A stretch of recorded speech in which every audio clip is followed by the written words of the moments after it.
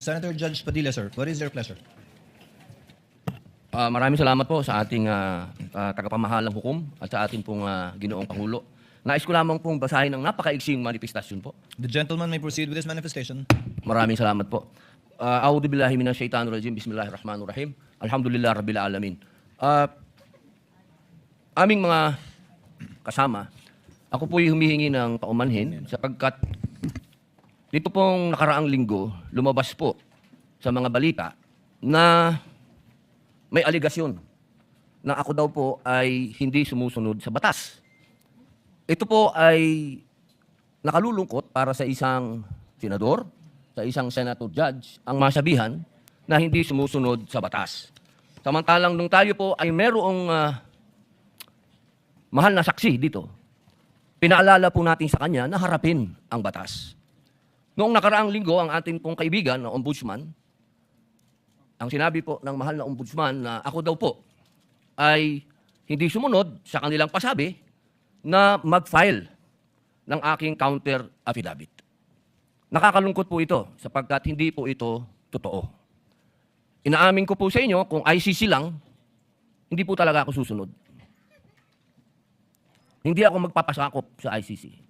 Pero dahil ginagalang ko po ang ombudsman, dahil siya po ay aking kaibigan na itinuturing, dahil karoon na po kami ng napakahabang kwentuhan sa aking opisina nung siya po ay kalihim ng hustisya, nag-file po kami. Ito po, hawak ko po ang original. Dahil sa akin po, importante ang original. Ito po ang original, nakalagay po dito. Nag-file ako. Nakalulungkot po na pati ang media ay nakikisama sa ganitong klaseng propaganda na ang isang senador ay hindi sumusunod sa batas. Isang senator judge. Ito po, maaari ko po kayong bigyan ng kopya, mga mahal kong kasama, para mapatunayan na hindi ko po kayo ilalagay sa kahihiyan. Ako po ay nag-submit ng aking counter affidavit. At ganun din po, humihiling din po ako sa aking mga kasama, lalong-lalo na po sa aking kaibigan, Ginoong Pangulo, na sa mga ganitong pagkakataon, hinihingi ko po na tulungan din po ninyo kami. Na maipaliwanag din po namin sa media na meron din po kaming mga pagkakataon na ipagtanggol din ng aming sarili at kami wag husgahan kaagad na kami hindi sumusunod sa batas. Yun lamang po, Ginoong Pangulo at tagapangulong hukom. Maraming salamat. Senators Erwin Tulfo, Senator Judge Alan Cayetano, thereafter Senator Judge Tito Soto, or Senator Judge Erwin Tulfo. Mr. Presiding Officer, Senate President, ladies and gentlemen. This impeachment court was established to try the Vice President of the Republic. Ang punto ko po rito, kasi napapansin ko po ilang araw na nagagamit po natin ang impeachment court, ang oras po ng impeachment court sa pagpapaliwanag. Naintindihan ko po ang posisyon ng aking kaibigan, si Senador Robin Padilla, yung kanya pong frustrations. Pero gusto ko lang po sana ipaalala sa ating presiding officer, sa ating pong Senate President, at matanong, ano po ba ang ating ginagamit na rules ngayon? Pwede po ba yung mga problema po labas sa impeachment court na ito o labas sa kaso ng Vice President ay dadalhin natin dito? Di po ba ang korte na ito na itatag para po sana kay Vice President at kay Vice President lamang? Mga ebidensya, mga testimonya, mga pahayag patungkol lamang po sana sa impeachment ng Vice President. Kasi dito pong mga nagdaang araw, Mr. Presiding Officer, Senate President, mga kasama, napansin ko po na nagagamit ang oras po ng impeachment court sa pagtatanggol po ng mga nakaraang araw ng sarili ng ilan sa mga kasamahan natin sa mga akusasyon. This is not the right forum and the right venue and not the right time to explain your situation. Kung gusto po ninyong mag-eksplika ng inyong mga saloobin, problema, maaari naman po ninyong gawin yan sa labas po ng oras ng impeachment court. Maaari pong sa press conference, nandyan naman po ang Senate media. Anytime po, nandoon sila sa Senate briefing room, press briefing room. Maaari din po sa Facebook o sa YouTube magpaliwanag. Huwag po nating gamitin ang oras ng impeachment court sa pagpapaliwanag o sa pagtatanggol ng ating mga sarili simula pa po noong nakaraang linggo. Because the time we waste here to defend ourselves, defend what we believe or what have you, is an injustice to the Vice President. yung oras po na ito dapat ilaan natin sa pakikinig sa depensa ng Vice Presidente, sa mga akusasyon laban sa Vice Presidente, hindi po pagdidepensa sa mga sarili natin kung tayo inaakusahan ng kung anong mga ahensya, kung tayo po ay may mga kaso, may mga investigasyon. This is not the right forum, Mr. Presiding Officer, Mr. President, Senate President. This is not the right place. This court was established, was created, the impeachment court, for the Vice President and Vice President only. This should be her time. This should be her forum, not our forum here na ilabas natin ang saloobin natin, mga sagot natin sa mga akusasyon, mga kaso laban sa atin. And this is not also the time, Mr. President, Mr. Presiding Officer, na hanapin yung mga kasama nating nawawala, nakakulong. Dapat po doon sa Senado natin, sa session natin, and not here in this court, Mr. Presiding Officer, Mr. Senate President. Kaya pakiusap ko lamang po sana sa ating mahal na Presiding Officer and Senate. Let us follow the rules. May rules po tayo. Kung hindi naman ho patungkol sa Vice President na sasabihin natin, hindi naman po patungkol sa depensa o prosekusyon ng Vice Presidente natin, then wag na ho natin payagan na magsalita pa po dito because nasasayang. Because every minute, every hour that we waste away from the defense or from the prosecution of the case of the Vice President, it is injustice. It is called injustice to the Vice President, to her family, yung anguish, yung kanyang sama ng loob, yung oras na nakabinbin ng kaso na ito. Let us do this impeachment trial as quickly as possible. If we have to clear the Vice President, then let's clear her.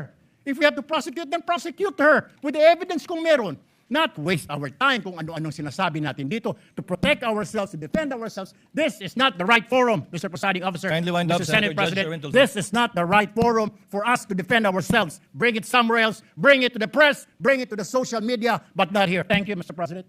The remarks of the gentleman are noted. Earlier, Senator Judge Alan asked to be recognized. Are you yielding in favor of Senator Judge Padilla? And thereafter, Senator Judge Soto, thereafter, Senator Judge Thank you, Padilla, Mr. before the Presiding chair Officer. makes a ruling on the matter. Yeah, Senator Judge Alan Cayetano is recognized. Thank you. I'm You happy. may proceed, sir. I'm happy I finally heard Senator Judge Erwin Tulfo is concerned about the justice or injustice to Vice President Sara. That's good news. Regarding the waste of time here, sabi ni Senator Joker Arroyo, it is useless to argue a legal point with a non-lawyer. When Senator Marcoleta brought that up here, nagkaroon ng commotion. Senator Miriam stood up here many times and said, kaya ka nga nagpo 4 years na law school at nagbabar. So let me give my own interpretation. The impeachment court is formed with lawyers and non-lawyers. And we interact, and it's for everyone, and we're equal. But if there's an engineer here or a doctor, and they talk about medical principles, I have to either study and argue on medical principles. Hindi ko pwedeng sabihin, hindi, ganito lang yan, logic lang yan, etc. Di ba? So, ang legal principle natin today is simple, integrity ng court. So, allow me to mention that to the people and help educate my colleague here. The integrity of the court and the justices or judges is always relevant. So, if the Supreme Court or COMELEC, Court of Tax Appeals, Sandigan Bayan is being heard, and the judges are being threatened, you give them time. So we cannot take the impeachment out of context. May nangyayaring flood control scandal, may nangyayaring gulo sa Team Unity na hindi na united ngayon. We consider Senator Marcoleta and Senator Jinggoy political prisoners, weaponized yung Blue Ribbon Committee at weaponized yung ano. So Mr. President, hindi tama na sabihin na I wasn't, after we brought up the problem with NBI, they doubled down, naggumawa pa ng task force. I mentioned 2 colleagues sa SALN. I didn't accuse them. Sabi ko lang, just like Vice President Sara, just because tumaas ang SALN, can we already ask for the BIR, for the AMLA and the bank accounts? So sabi ko, yan ang i-discuss namin sa Monday. Nag-react na, nag-accuse. I did not take up your accusations here today. Si Secretary Vince Dizon, 3 beses na nag-verify sa Taguig, sinabi na 3 beses na walang ghost. Ngayon, i-verify ulit. I wasn't going to bring that up, but then i-question ninyo si Senator Padilla. It was all over the news na hindi niya inintindi or he snubbed the ombudsman. I was going to stand up before Senator Erwin stood up just to say, may registered mail. So nung una pa lang, 5 minutes si Senator Tulfo, so I'll take the 5 minutes also if you don't mind. The gentleman may proceed Yes. and kindly be mindful of the time. Yes, I will now. So I'm just saying, Senator Padilla just stood up to say, sumusunod siya sa batas. Tapos, kaya humaba to, dahil nga, hindi importante ata dito yung integrity ng judge. Lastly, Kaya sinabi kong it's useless to argue a legal point. Ilang beses ko na narinig dito. It's our job to clear or prosecute the Vice President. Hindi po. It's our job to try and to decide. It's the prosecution's job to try to prosecute, and it's the defense job to convince us na wala. Our job is to try and to decide. And when you decide, you acquit or you convict. Why is that important? These are legal terms. Hindi pwedeng nanonood na law student ngayon sasabihin, trabaho pala ng judge to clear or to prosecute. Thank you, Mr. Presiding Officer. Thank Mr. you, Senator. Senator Judge Alan Cayetano. His remarks are noted. Senator Judge Soto, thereafter, Senator Judge Padilla, thereafter, the presiding officer shall make a ruling. You may proceed, sir. You have 2 minutes. Yeah, thank you, Mr. President, the presiding officer. I do not have 4 years of law, but I have 29 years of lawmaking. And I move that the manifestations of that we have heard be referred to the Senate proper. We will act on it at the proper time, Your Honor. Thank you. Your remarks are noted. Senator Judge Padilla is recognized. You may proceed, sir. You have 2 minutes. Maraming salamat po, aming tagapamahalang hukom. Ito pong kasuotan natin sa mga oras na ito, hindi lamang po ito nire-represent ang impeachment ng ating pangalawang Pangulo. Ang nire-represent po nito ay ating karapatan bilang mga Pilipino at unang-una na ang due process. Ito po yun ang ibig sabihin. Kaya ikaw ay pangalawang Pangulo, ikaw ang Pangulo, ikaw ay Senator Judge, ikaw ay magsasaka, ikaw ay mangingisda, kailangan may due process. Yung pong nangyari sa akin, na ako po ay nahusgahan na kaagad, bilang Senator Judge, ang pinaglalaban po natin, integridad ng korte na to at ng mga Senator Judge. Kaya sana po wag nating kalimutan na ang bawat Pilipino ay may karapatan, lalong-lalo na sa usapin na ikaw, ako, sa oras na ito, ay Senator Judge. Yun lamang po, napakaiksi lang. Due process, mga mahal kong kaibigan, mga mahal kong kababayan, maging prosecution, maging defense, sa ating lahat, huwag nating kalimutan, pantay-pantay tayo sa batas. Maraming salamat po. Pangilinan, what is your pleasure, sir? Yes, just a very quick manifestation, Mr. Presiding Officer. Earlier, former Senate President Soto moved that these matters be referred to the Senate. This is President, actually, during the Estrada impeachment trial. The father of Senator Cayetano, Alan, Senator Rene Cayetano, made a manifestation regarding a case that was supposedly being prepared, a criminal case to be filed against him.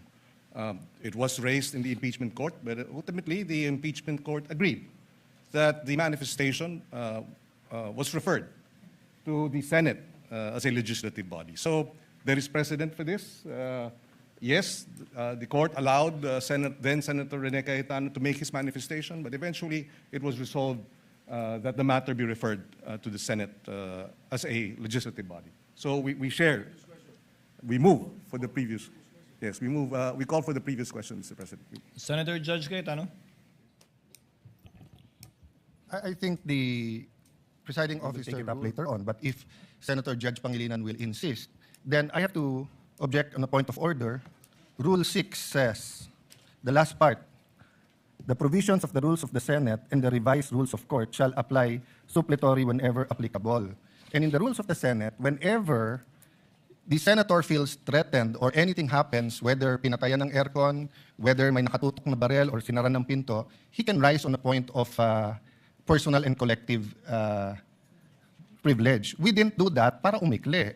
Now, if we're going to argue today, rather than ask them about due process, with a simple manifestation from Senator Padilla na hindi totoong binabastos o binabaliwala ang ombudsman, registered mail lang, kaya hindi pa nadagdag. So, hindi kami ang nagwe-waste ng time. We can have a caucus, we can talk about it. You want to debate that now?